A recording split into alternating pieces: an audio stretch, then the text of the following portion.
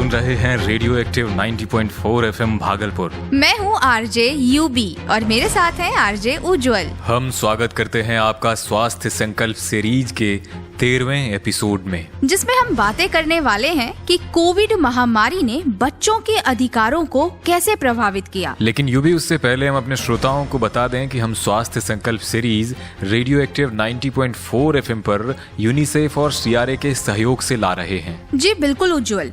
और अब अपने श्रोताओं तक ढेरों महत्वपूर्ण जानकारियाँ पहुँचाते हुए हम स्वास्थ्य संकल्प सीरीज के 13वें एपिसोड में आ चुके हैं। तो आज का एपिसोड है इफेक्ट्स ऑफ कोविड-19 ऑन चाइल्ड राइट्स। जी हाँ, आज हम चर्चा करेंगे कोविड-19 का बच्चों के अधिकारों पर क्या प्रभाव पड़ा। आप हमें रेडियो एक्टिव 90.4 FM से हर मंगलवार सुबह 11 बजे प्रसारित होने वाले कार्यक्रम स्वास्थ्य संकल्प सीरीज के 13वें एपिसोड में सुन रहे हैं। हमारा यह कार्यक्रम बुधवार और गुरुवार शाम 5 बजे रेडियो एक्टिव 90.4 FM से पुनः प्रसारित किया जाता है, इसलिए आप अपनी सुविधा अनुसार जब चाहें सुन सकते हैं। कोविड-19 से जुड़ी परेशानियां और माओं को इस दौरान बरतने वाली सारी सावधानियां, इन सब के बारे में जानने के लिए सुने हमारी एक नई रेडियो श्रृंखला स्वास्थ्य संकल्प। हम चर्चा करेंगे स्वच्छता, स्वास्थ्य और कोविड से आए हर बदलाव के बारे में और जानेंगे उसका समाधान। 90.4 FM रेडियो एक्टिव भागलपुर पर यूनिसेफ और CRA के सहयोग से प्रसारित इस श्रृंखला को आप सुन सकते हैं हर मंगलवार सुबह 11 बजे और आप दोबारा सुन सकते हैं बुधवार और गुरुवार शाम 5 बजे। स्वास्थ्य संकल्प, बेहतर जीवन का एक बेहतर विकल्प। तो आज का एपिसोड है इफेक्ट्स ऑफ कोविड-19 ऑन चाइल्ड राइट्स। जी हाँ, आज हम चर्चा करेंगे कोविड-19 का बच्चों के अधिकारों पर क्या प्रभाव पड़ा। यूं तो बच्चों में कोविड से मौत का खतरा अन्य आयु वर्ग की तुलना में काफी कम था, लेकिन और कई अन्य तरीकों से कोविड संकट ने बच्चों पर दूरगामी और विनाशकारी प्रभाव डाले हैं। हाँ उज्जवल, कोविड के दौरान 1.5 बिलियन से भी अधिक बच्चे स्कूल से बाहर हो गए। परिवार के लोगों की नौकरी जाने से और अन्य तरीकों से हानि की वजह से आर्थिक असुरक्षा बढ़ी, जिसकी वजह से बाल श्रम, यौन शोषण, किशोर गर्भावस्था और बाल विवाह की दरों में वृद्धि होने की संभावनाएं भी बढ़ी। और इसके साथ ही परिवार पर तनाव, लॉकडाउन, क्वारंटीन और अन्य प्रतिबंधों की वजह से घरों में हिंसा की घटनाएं बढ़ी और बच्चे घरेलू हिंसा के शिकार हुए। कोविड ने तो बहुत सारे बच्चों से उनके माता पिता को भी छीन लिया, जिसकी वजह से बहुत सारे बच्चे अनाथ हुए और शोषण और दुर्व्यवहार की चपेट में आ गए। बहुत सारे बच्चे स्वतंत्रता से भी वंचित हो गए। यूनेस्को के अनुसार कोविड के दौरान 188 देशों में 1.5 बिलियन से अधिक छात्र स्कूल से बाहर थे, जो दुनिया की 91% से अधिक छात्र आबादी का प्रतिनिधित्व करते हैं। यूबी, इस संकट ने देशों की आपातकालीन तैयारियों, बच्चों के लिए इंटरनेट का उपयोग और शिक्षण सामग्री की उपलब्धता में भारी असमानताओं को उजागर किया है। स्कूल बंद होने से उन बच्चों पर प्रतिकूल प्रभाव पड़ा जो पहले से ही शिक्षा तक पहुंचने में बाधाओं का सामना करते हैं। खास तौर से वे बच्चे जो दिव्यांग हैं या ऐसे इलाकों से आते हैं जहां से स्कूल की दूरी बहुत अधिक है, या फिर शरणार्थी और वे बच्चे जिनके परिवारों में पहले से ही आर्थिक समस्याएं थीं और कोविड-19 के दौरान आय के स्रोत कम होने से शिक्षा की संभावना और कम हो गई। गरीब समुदाय के कई बच्चे भोजन और प्रमुख स्वास्थ्य सेवाओं के लिए स्कूलों पर ही निर्भर हैं। दुनिया के लगभग आधे स्कूली बच्चे, लगभग 310 मिलियन रोज के भोजन के लिए अपने स्कूल पर निर्भर हैं, जिसमें भारत में 100 मिलियन बच्चे, ब्राजील में 48 मिलियन, नाइजीरिया और दक्षिण अफ्रीका में 90 मिलियन बच्चे शामिल हैं। उज्जवल, भोजन की समस्या को कम करने के लिए भारत में मुफ्त अनाज भी गरीब तबकों तक पहुंचाए गए। और जब बात आती है शिक्षा की, तो बहुत सारे स्कूल ऐसे थे जो हाईटेक तकनीक से लैस नहीं थे, जिसकी वजह से बच्चों तक शिक्षा नहीं पहुंच पाई। और बहुत सारे बच्चे ऐसे भी थे जिनकी हाई स्पीड इंटरनेट या कंप्यूटर तक पहुंच ही नहीं थी। यूबी, जिन बच्चों तक इंटरनेट की पहुंच नहीं थी वे शिक्षा से वंचित हुए, और जिन बच्चों तक इंटरनेट की पहुंच थी उनमें से कई सारे बच्चे ऑनलाइन बुलिंग का शिकार हुए। कोविड के दौरान गोपनीय डाटा भी लीक हुए। बच्चों का स्कूल डेटा भी बहुत संवेदनशील हो सकता है, जैसे नाम, घर का पता, बच्चों का व्यवहार कैसा है। ये सारी बातें लीक होना सही नहीं है, जो कोविड-19 के दौरान हुआ। अब जब महामारी कम हो गई है और सरकारें स्कूलों को फिर से खोलने में सक्षम हैं, तो ये सुनिश्चित करने के लिए विशेष उपायों की आवश्यकता होगी। विशेष रूप से किशोर लड़कियां, जिन्हें बाल विवाह का सबसे अधिक जोखिम है और जिन्हें बाल श्रम का खतरा है, वे स्कूल वापस आएं। और इसके साथ ही सरकारों को भी बच्चों के लिए शिक्षा का अधिकार सुनिश्चित करने के लिए सबसे तेज और व्यापक संभव इंटरनेट सेवा प्रदान करना चाहिए। और सरकारों को बच्चों के लिए डेटा संरक्षण कानून भी बनाना चाहिए। और उज्ज्वल, वैसे बच्चे जिनकी पहुंच पहले से ही शिक्षा तक नहीं थी, उनके लिए सरकारों को विशेष रूप से प्रयास करने होंगे। यूवी, शिक्षा से दूर होकर बच्चे घर में सिमट कर रह गए या बाल मजदूरी के शिकार हुए और कुछ बाल विवाह की चपेट में आए, और इन सभी जगहों पर बच्चों को खतरा रहता है हिंसा का। हाँ उज्ज्वल, महामारी के पहले भी कई सारे ऐसे बच्चे थे जिनका बचपन घरेलू हिंसा ने खत्म कर दिया था, या बहुत सारे ऐसे बच्चे अन्य जगहों पर विभिन्न प्रकार के शोषण का शिकार हुए और उनकी मानसिक स्थिति पर बहुत बुरा प्रभाव पड़ा। यूबी, ऐसे बच्चों की संख्या में कोविड महामारी के बाद निराशाजनक रूप से काफी बढ़ोतरी हुई है, और कोविड-19 संकट के दौरान अतिरिक्त पारिवारिक तनाव, जिसमें नौकरी छूटना, अलगाव और स्वास्थ्य के साथ वित्त की चिंताएं शामिल है। उज्जवल, चिंता की बात तो ये है कि बच्चों के खिलाफ हो रही हिंसा की पहचान करना कई बार बहुत मुश्किल हो जाता है, और जब सारे स्कूल बंद थे तब ये मुश्किल और बढ़ी, क्योंकि स्कूलों में शिक्षक भी बच्चों के साथ हो रही घरेलू हिंसा की पहचान कर उचित कदम उठाते हैं। लेकिन कोरोना महामारी के दौरान शिक्षक ये काम करने में भी नाकाम थे और बच्चे घरेलू हिंसा को झेलने के लिए मजबूर थे। ठीक कहा आपने यूबी। कोरोना महामारी के दौरान न जाने कितने बच्चे हिंसा के शिकार हुए, लेकिन इसका कोई आधिकारिक आंकड़ा नहीं मिलता, क्योंकि आमतौर पर बच्चों के खिलाफ हो रहे हिंसा की रिपोर्ट ही नहीं की जाती। उज्जवल, संयुक्त राष्ट्र महासचिव ने कोविड-19 से जुड़ी घरेलू हिंसा में भयानक वैश्विक उछाल की सूचना दी है। कुछ देशों में हेल्पलाइन पर कॉल कथित तौर पर दोगुनी हो गई। फ्रांस में सरकारी अधिकारियों ने बताया कि एक सप्ताह में लॉकडाउन वाले क्षेत्रों में घरेलू हिंसा में 30% से अधिक की वृद्धि हुई। वहीं चीन में मीडिया ने भी कोविड-19 के तहत घरेलू हिंसा में वृद्धि की सूचना दी। वहीं ट्यूनीशिया में लॉकडाउन का आदेश दिए जाने के बाद पहले 5 दिनों में दुर्व्यवहार से पीड़ित महिलाओं के लिए एक हॉटलाइन पर कॉल 5 गुना बढ़ गई। टेक्सास के एक अस्पताल ने 4 साल की उम्र के 6 बच्चों का इलाज करने की सूचना दी, जिन्हें गंभीर रूप से शारीरिक रूप से प्रताड़ित किया गया था। और इन सारे ही मामलों में डॉक्टरों का मानना ये था कि ये हमले कोरोना वायरस की वजह से हुए तनाव से जुड़े हुए थे।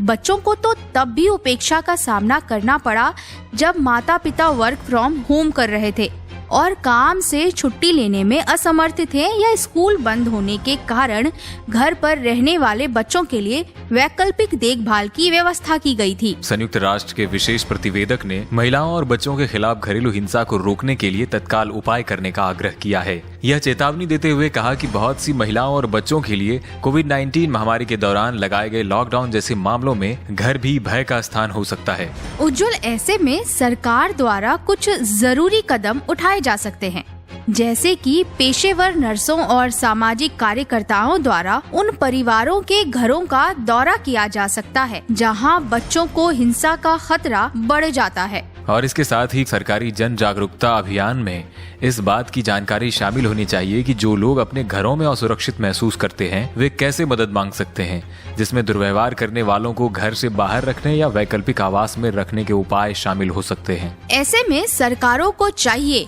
कि वे घरेलू हिंसा और बाल शोषण पर सार्वजनिक शिक्षा और जागरूकता अभियानों का विस्तार करें। इस काम का जिम्मा थोड़ा हमें भी उठाना होगा यूबी। अगर हम अपने आसपास इस तरह की कोई घटना देखें तो तुरंत जरूरी एक्शन लें।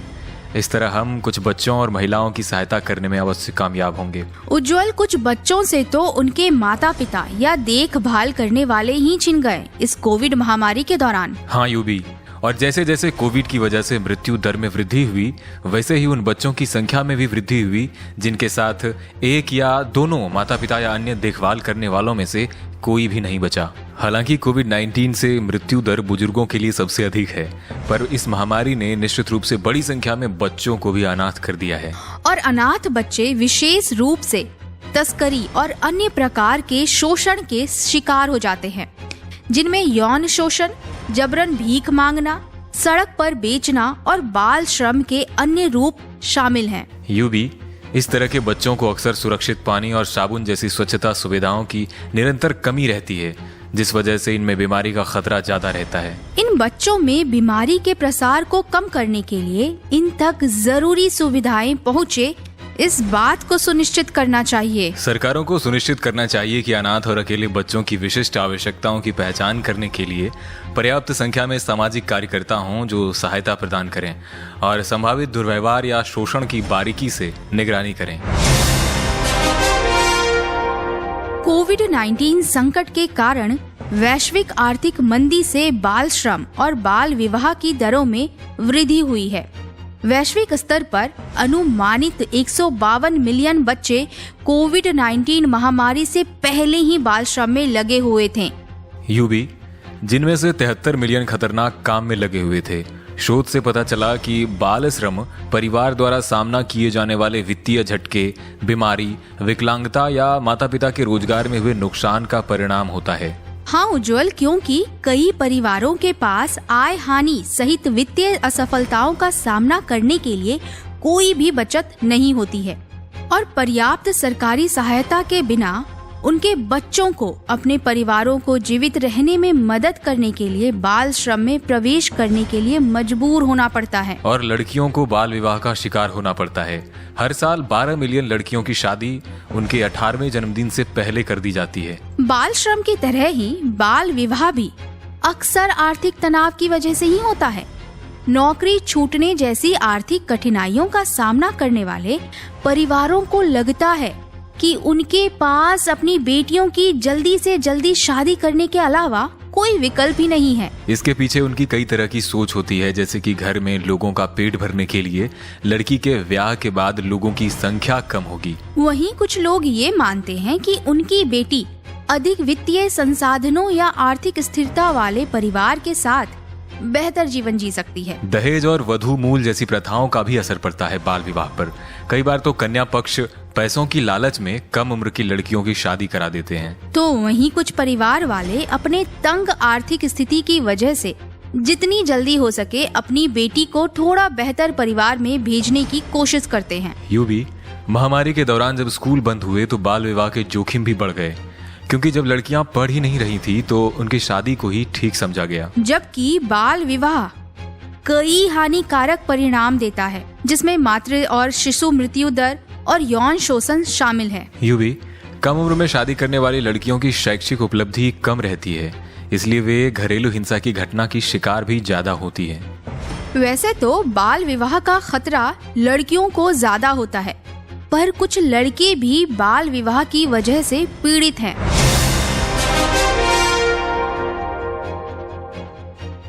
बाल विवाह को रोकने के लिए पहले से ही कई कानून बनाए गए हैं, फिर भी विडंबना है कि बाल विवाह को अब तक पूरी तरह से खत्म नहीं किया जा सका है। उज्जवल, ऐसा इसलिए कि आज भी हमारे समाज में लोग बाल विवाह के दुष्परिणामों को नहीं पहचान पाए हैं। हाँ यूबी, सरकार के साथ साथ लोगों को भी अपनी जिम्मेदारी निभानी होगी। शरणार्थी बच्चे जो कोविड से पहले भी बहुत सारी सुविधाओं से वंचित थे, उन्हें कोविड के दौरान खराब स्वास्थ्य, सुरक्षा, बाल श्रम, यौन शोषण, हिंसा जैसी बहुत सारी समस्याओं से जूझना पड़ा। और शिक्षा से तो ये वैसे भी दूर रहते हैं, और कोविड ने तो शिक्षा से इनकी दूरी और भी बढ़ा दी। इन सारे बच्चों के लिए सरकारों को कुछ ठोस कदम उठाने चाहिए, जिनसे कि इन तक हर जरूरी सुविधाएं पहुंच सके। हाँ यूबी, सबसे महत्वपूर्ण है बच्चों को स्कूल की ओर वापस लाना, साथ ही उनके भोजन और स्वास्थ्य की देख-रेख करना। और जो बच्चे बाल श्रम, बाल विवाह या घरेलू हिंसा में फंसे हैं, उन्हें इनसे निकालना बहुत बड़ी चुनौती है।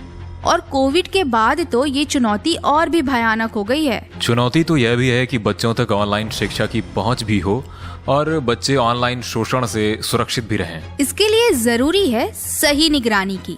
जिन भी बच्चों तक इंटरनेट की सुविधा है उनके देख रेख करने वालों को उनके इंटरनेट पर की गई हर एक एक्टिविटीज को चेक करते रहना चाहिए। हाँ, और ये सब लोगों के बीच जागरूकता होने से ही संभव है। उज्जवल, इसीलिए तो हम हर मंगलवार सुबह 11 बजे स्वास्थ्य संकल्प सीरीज का एक नया एपिसोड लेकर आते हैं, जिसका पुनः प्रसारण हर बुधवार और गुरुवार शाम 5 बजे भी सुना जा सकता है। और इसके साथ ही स्वास्थ्य संकल्प सीरीज के पिछले सारे एपिसोड्स को आप हमारे official YouTube channel 90.4 FM radio active official पर कभी भी कहीं भी सुन सकते हैं।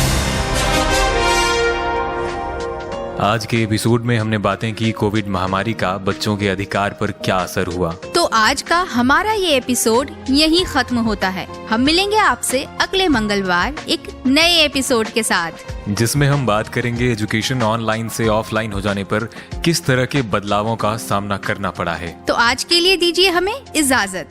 नमस्कार। मुझको भी तो जीने का हक है, मुझको भी तो जीने का हक है, मैं भी तो इंसान हूँ तेरी तरह मैं भी तो इंसान हूँ। मुझको भी तो जीने का हक है, मुझको भी तो जीने का हक है, मैं भी तो इंसान हूँ तेरी तरह मैं भी तो इंसान हूँ।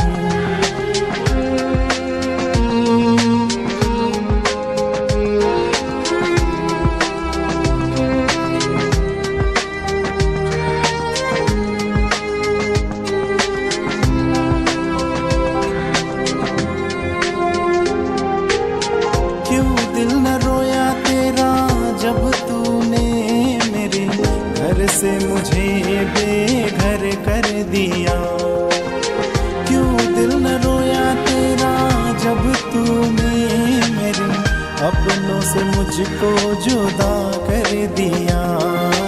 आंखें मेरी भीगी रही, दिल ये मेरा रोता रहा।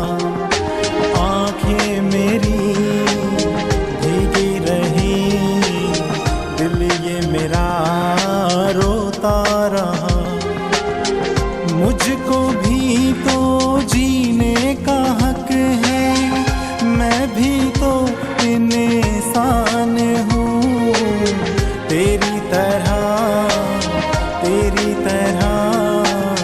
मैं भी तो इंसान हूँ तेरी तरह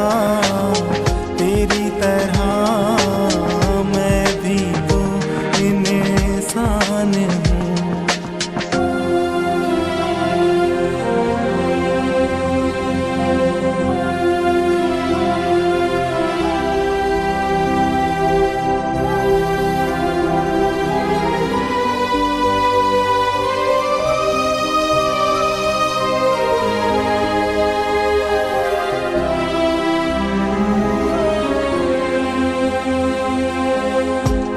दिल न रोया तेरा जब तूने मेरी मासूमियत को दफन कर दिया।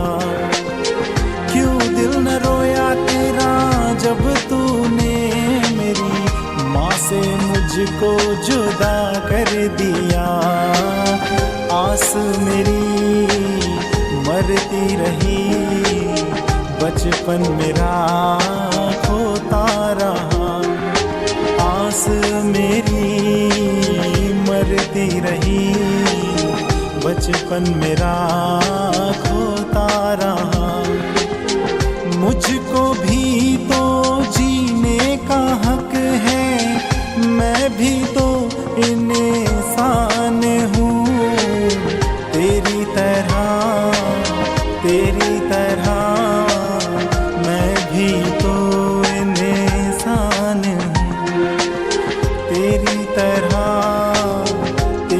तरह